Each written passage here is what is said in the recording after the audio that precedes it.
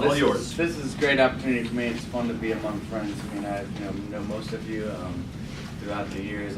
Fortunately, Alan and Manny and I have been in a wine club together now for, what, 6 or 7 years. Known each other a long time. Of course, Ed and I worked together in the council years ago. And Chuck and I go back to when I worked with Sharon. And we've all worked together, so it's really great.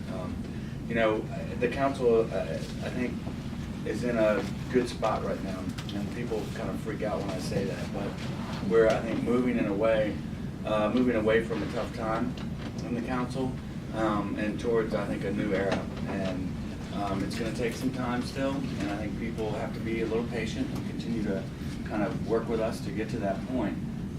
As you know, when you work in the business community, you really need that to happen, and it's something that I'm aware of every single day when I'm up there. I've only been up there for almost 6 months now, and you can see already every day the impact that our decisions have in the community, in the business community, in the everyday lives of people, in a way that makes you want to, do more research, listen to more people, and be more engaged. So, I don't know, Ed, just for the background of other people, I do have some experience on the council. I worked with Sharon Ambrose for 6 years. I was her multiple jobs. The last job I did was her committee clerk for the Committee on Economic Development, right when we were bringing baseball back here. When she retired, I went to work for Eleanor Holmes Norton. I was her chief counsel for 2 years on the Hill, and then worked for Care First Blue Cross Blue Shield for 4 years as the vice president for public policy. A lot of folks know why I ran for office, but mostly it's pretty simple. I felt a sense of responsibility to be back engaged into politics in the district, to move away from the private sector, although I'll hit on that a little bit more in a minute. But my sense of responsibility was to continue to give back to the city that I love, and do my part to try to make it better. And so I live in Ward 5 in Brookland, and when Harry Thomas had all of his issues happen, I was really motivated at that point.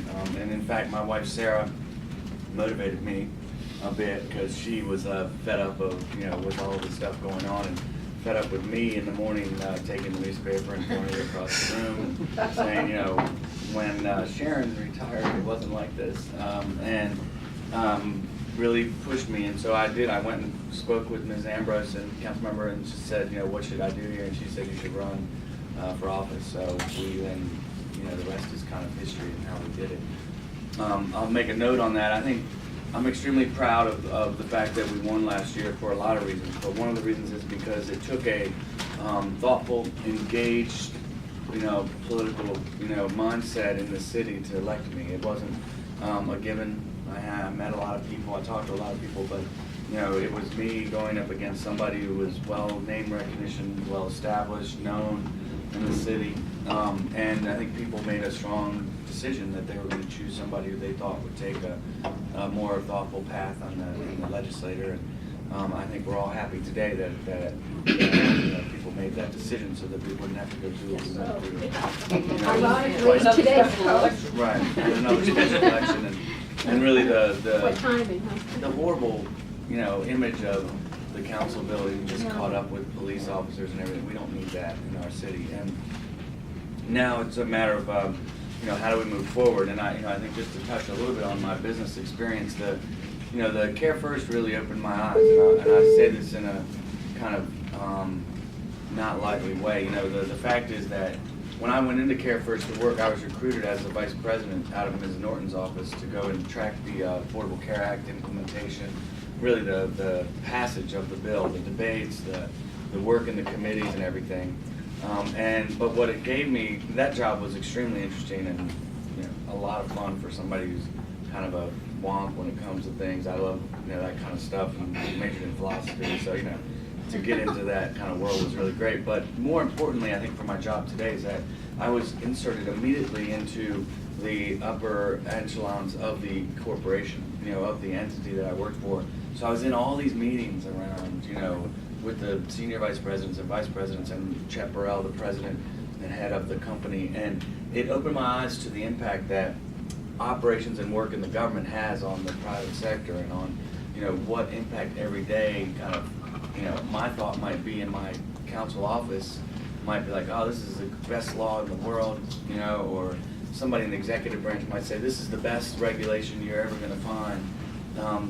Well, prior to working at Care First, all I'd ever done really was nonprofit work, very small, and then government work. So I didn't have my eyes open to that reality. And every single day, every Thursday morning in Baltimore, we had operations council meeting where about 50 of us were in a room at 8:30 in the morning, and we would go over what's happening in the county, in the company, and we would start off with what's happening in the legislatures, in Maryland, DC, and Virginia, and it was really eye-opening just to hear from an operations perspective what that meant when a little tweak was made here or not. So I don't want to go on and on about that, but the DC Council is where it all begins. I mean, and we're in a lot of debates about this right now, and it's a balancing act, understanding all the issues. And what I think one of the reasons people voted for me was because I committed to listening, understanding, trying to engage in every issue to the fullest extent so that I made the best choices for the whole city.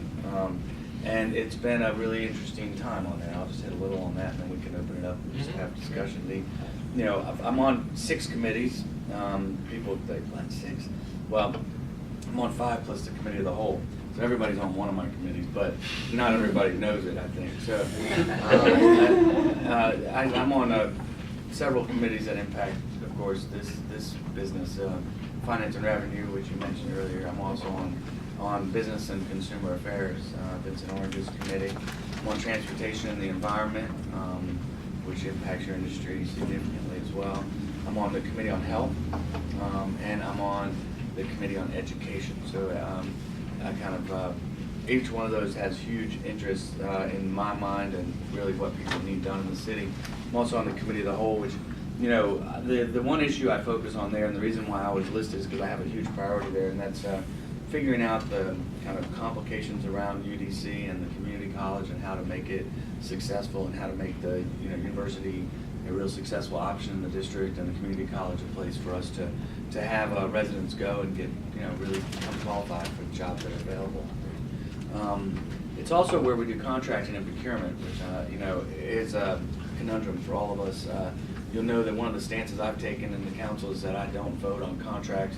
There's a weird rule in DC where we go through the budget process, we have our oversight hearings, we then tell the mayor, here's the budget, go spend the budget in the appropriate way. We have hearings if they don't do it right, we have hearings if we want to push them to go a certain way. But then we have this extra little bite at the apple, as I see it, that was imposed on us by the control board and the federal government when they put in a provision that said that every contract over $1 million that the mayor wants to enter into has to be approved by the council by a vote of up or down. Now, that was put in, and if you think about the time period, it made some sense. It was still imposed, though, by Congress. And I find it completely offensive, just personally. And the reason I do is because of, A, we have this process that's a normal process in any other government that you go through. And then, after the mayor's gone through the RFP process, the decisions and everything, and the contracting period, it comes back to the council for this vote. I can't tell you how many interested parties in my office lobbying me about whether or not I should vote up or down on a contract that I'm not the expert on. I don't have the staff to become the expert on. And in fact, we've already done a lot of oversight on and can continue to do oversight on as we move forward.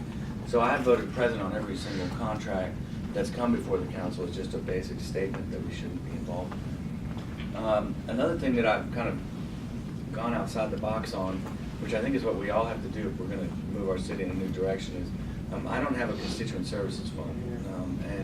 And I was approached by some people that I really like a lot right after I won, who didn't support me in the campaign, but then recognized their desire to support me on November 7th, which is totally fine. It's reality. But they were like, hey, we would like to contribute to your constituent services fund, and give you money. And my staff and I sat down, and James was with me, and Aaron Pritchard, my chief of staff, and we said, what's our options here?